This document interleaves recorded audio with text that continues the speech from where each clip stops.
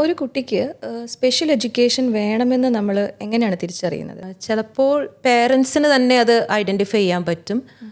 Right from the birth നമ്മളൊന്ന് close ആയിട്ട് observe ചെയ്യുകയാണെങ്കിൽ കുഞ്ഞുങ്ങളുടെ ഇപ്പോൾ ഫസ്റ്റ് ഒരു സെക്കൻഡ് മന്ത് ഓൺവേർഡ്സ് ഒരു സോഷ്യൽ സ്മൈല് വരുന്നില്ല, അതല്ലെങ്കിൽ അത് കഴിഞ്ഞിട്ട് അവർ ബാബ്ലിങ്ങിൽ എന്തെങ്കിലും ഡിഫറൻസസ് ഉണ്ട്, അതല്ലെങ്കിൽ ഇരിക്കാൻ മൈൽ സ്റ്റോൺസ് ഒന്നും വരുന്നില്ല, ഡിലേ ആവുന്നു, അതല്ലെങ്കിൽ ജമ്പ് ചെയ്ത് പോകുന്നു. ചില കുഞ്ഞുങ്ങളുണ്ട് ക്രോൾ ചെയ്യത്തില്ല, നേരെ അങ്ങ് നിന്ന് നടന്നു പോകുന്നു.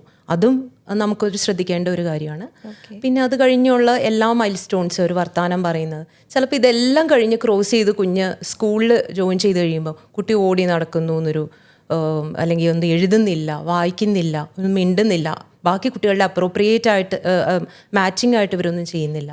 അങ്ങനത്തെയൊക്കെ ടീച്ചേഴ്സിൻ്റെ ഭാഗത്തുനിന്ന് ചിലപ്പം ഈ ഒരു കാര്യങ്ങളൊക്കെ സംഭവിക്കുമ്പോൾ, പിന്നെ നമ്മുടെ ഓട്ടിസം സ്പെക്ട്രം ഡിസോർഡർ ഉള്ള കുട്ടികൾക്ക് ചിലപ്പം സംസാരത്തിലൊന്നും ഒരു കുഴപ്പമുണ്ടാവില്ല. അവർ സംസാരത്തിൻ്റെ ഒരു ഘടനയിലായിരിക്കും ചിലപ്പോൾ വ്യത്യാസം വരിക. അവർ ഒരു ടോപ്പിക്കിനെ പറ്റി കണ്ടമാനം നേരം സംസാരിച്ചുകൊണ്ടിരിക്കും. വേറെ ആളുകളോട് സംവദിക്കാൻ അവർക്ക് കഴിവുണ്ടാവില്ല. അവരുടെ മുഖത്ത് നോക്കി എപ്പോഴാണ് നിർത്തേണ്ടത്, അവർക്ക് ഇഷ്ടത്തിനനുസരിച്ച് സംസാരിക്കാമോ, അങ്ങനത്തെ സോഷ്യൽ സ്കിൽസ് ആയിരിക്കും ചിലപ്പോൾ മിസ്സിങ്. അല്ലെങ്കിൽ ചില കുട്ടികൾ ചോദിച്ച ക്വസ്റ്റ്യൻ തന്നെ റിപ്പീറ്റ് ചെയ്ത് എക്കൊലാലിയ എന്ന് പറയും, അപ്പോൾ അത് അങ്ങനെ ചെയ്തുകൊണ്ടിരിക്കുന്നവരുണ്ട്. അപ്പോൾ ഇതൊക്കെ പേരൻസിന് ഡൗട്ട് തോന്നുവാണെങ്കിൽ അവർക്ക് സ്പെഷ്യൽ എഡ്യൂക്കേഷന് വേണ്ടി വരാവുന്നതാണ്. അല്ലെങ്കിൽ മോട്ടോർ മൈൽ സ്റ്റോൺസ് ഡിലേ ആയാലും വരാവുന്നതാണ്.